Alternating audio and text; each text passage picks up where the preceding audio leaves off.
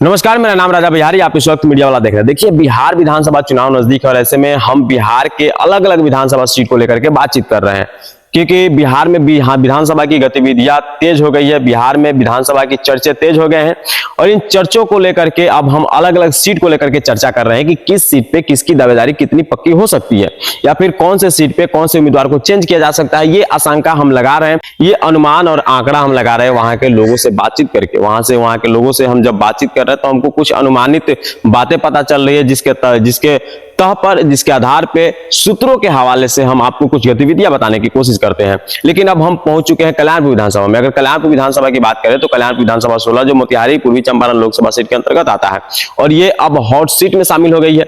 और hot seat में शामिल जब हो गई है तो इस पे चर्चाएं तेज हो गई है, और जब चर्चा तेज हो गई है तो फिर बात करना तो बनता है। अगर हम यहाँ कल्याणपुर विधानसभा की बात करें तो कल्याणपुर विधानसभा में भी वर्तमान विधायक राजद के विधायक मनोज यादव है, हो पाते हैं। लेकिन अगर हम बात करें पूर्व चुनाव की, जो 2019 में विधानसभा चुनाव हुई थी, अगर उस चुनाव की अगर हम बात करें तो फिर उस वक्त उनको बराबरी का टक्कर देने का काम किए थे सचिंदर सिंह भाजपा से थे, और भाजपा के विधायक सचिंदर सिंह केसरिया और कल्याणपुर के पूर्व विधायक भी रह चुके हैं और पूर्व में जो है कि चुनाव के समय में मनोज यादव को बराबरी का टक्कर देने का काम किए थे। हालांकि झंडा यहाँ पे मनोज यादव ही गाड़ने में कामयाब हुए थे।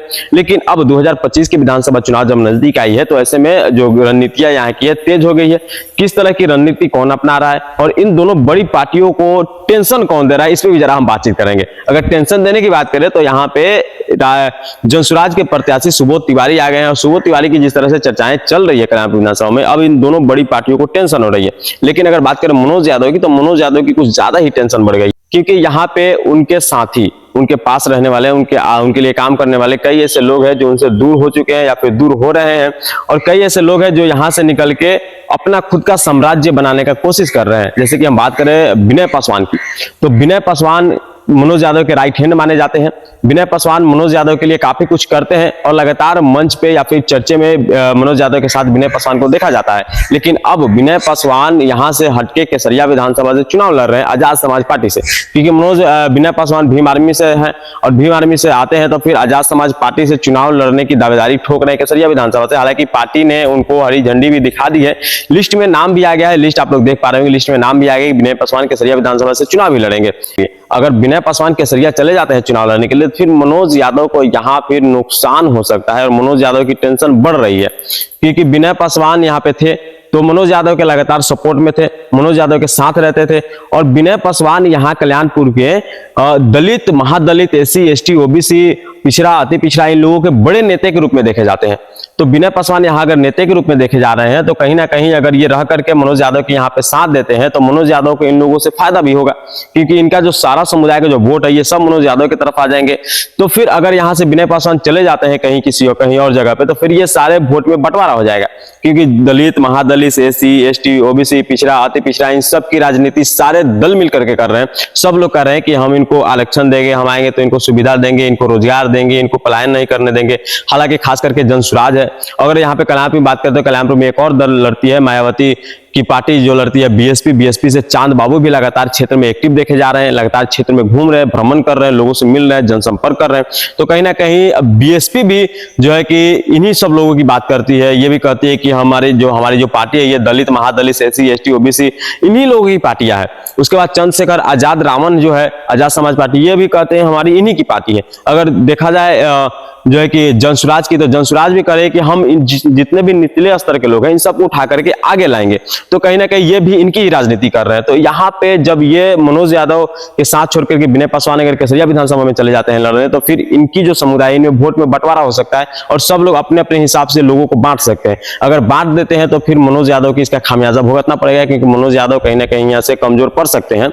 और ये अंदाजा लगाया जा सकता है कि मनोज यादव यहाँ से कमजोर पड़ सकते हैं विनय पासवान की वजह से। लेकिन अगर हम बात करें सचिंदर सिंह की, तो सचिंदर सिंह कल्याणपुर से लड़ेंगे नहीं लड़ेंगे ये भी अभी पूरी तरह से कंफर्म नहीं है, क्योंकि सचिंदर सिंह पूर्व में यहां से मात खा चुके हैं। लेकिन अगर पार्टी की बात करें तो पार्टी में अभी भाजपा में यानी कि एनडीए गठबंधन के अंदर अभी जेडीयू एनडीए की जो है कि डील अभी कंफर्म नहीं हो पा रही है कि कौन से सीट पे किसकी कैंडिडेट लड़ेगी। आशंका तो यह भी लगाया जा रहा है कि कल्याणपुर विधानसभा में इस बार सीट चेंज कर दी जाएगी, इस बार यहाँ पे बीजेपी के बजाय जेडीयू की पार्टी लड़ेगी।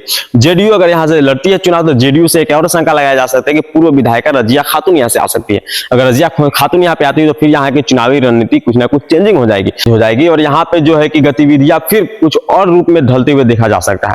लेकिन अभी ये पार्टी का फैसला नहीं हुआ है। हाईकमान की तरफ से जब ऑर्डर आएगी, जब एनडीए की तरफ से लिस्ट निकलेगा, जो तब पता चलेगा कि कौन से सीट पे किसकी उम्मीदवार लड़ रही है। लेकिन एक आशंका लगाया जा रहा है कि यहाँ पे अगर जेडीयू लड़ती है तो जेडीयू यहाँ पे रजिया खातून आ जा सकती है, और बीजेपी लड़ती है तो उसमें भी दो राय है कि बीजेपी लड़ती है तो यहाँ पे सचिंदर सिंह लड़ेंगे या फिर कोई और अन्य चेहरा यहाँ पे आएगा और सचिंदर सिंह को कहीं और भेजा जाएगा। ये भी हो सकता है, क्योंकि इस पे अब अनुमान ही लगाया जा सकता है, क्योंकि जिस तरह से यहाँ पे पेच फंसी हुई है, कोई भी बातें निकल के सामने नहीं आ रही है। तो अगर हम इस पूरी जो कल्याणपुर की बेवड़ा को निकाले, पूरी कल्याणपुर की अगर हम बात करें तो कल्याणपुर में पूरी तरह से पेच फंसा हुआ है, क्योंकि यहाँ पे जनसुराज जोरों शोरों से तैयारी कर रही है।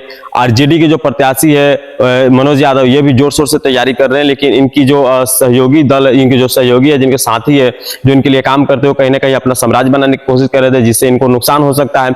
उसके बाद अगर बात करें कि एनडीए की, तो एनडीए से अगर बीजेपी लड़ेगी या फिर जो है कि जेडीयू लड़ेगी, ये भी अभी कंफर्म नहीं हो पा रही है। बात करें बीएसपी से, तो बीएसपी लगातार यहाँ पे अपने प्रत्याशी को भेजकर लगातार यहाँ पे भ्रमण किए जा रहे हैं, लगातार यहाँ पे जनसंपर्क किए जा रहा है। तो कहीं ना कहीं अब राजनीति तेज हो चुकी है। कल्याणपुर विधानसभा में लोग जन सैलाब की तरफ उभर रहे हैं। लोग जो है कि सीमित लोग हैं, लेकिन पार्टियां बहुत सारी है। कौन किधर जाता है, कौन किसके हाथ में अपना हाथ रखता है, कौन किसका साथ देता है, ये अब देखने वाली बात होगी। और फिर जब रिजल्ट सामने आएगा, जब पूरी तरह से सब पार्टियों का जब लिस्ट सामने आ जाएगा, तब कंफर्म हो जाएगा कि कौन यहाँ पे प्रत्याशी लड़ रहा है और कौन प्रत्याशी यहाँ से साइड हो रहा है। फिर उसके बाद क्या रणनीति होगी, उस पर भी हम बातचीत करेंगे। अगली वीडियो हमारी अगर उस तरह की होती है तो आगे इस पर फिर से हम बात करेंगे। बाकी आप लोगों को मेरा वीडियो कैसा लगा, जो हमने समझाया, किसी को समझ में आया नहीं आया, ये सब बताएं, और किस तरह की रणनीति कल्याणपुर में खेली जा रही है, ये भी आप लोग जरूर बताइएगा। मेरा नाम राजा बिहारी, मिलते हैं किसी अगले वीडियो में, तब तक के लिए जय हिंद।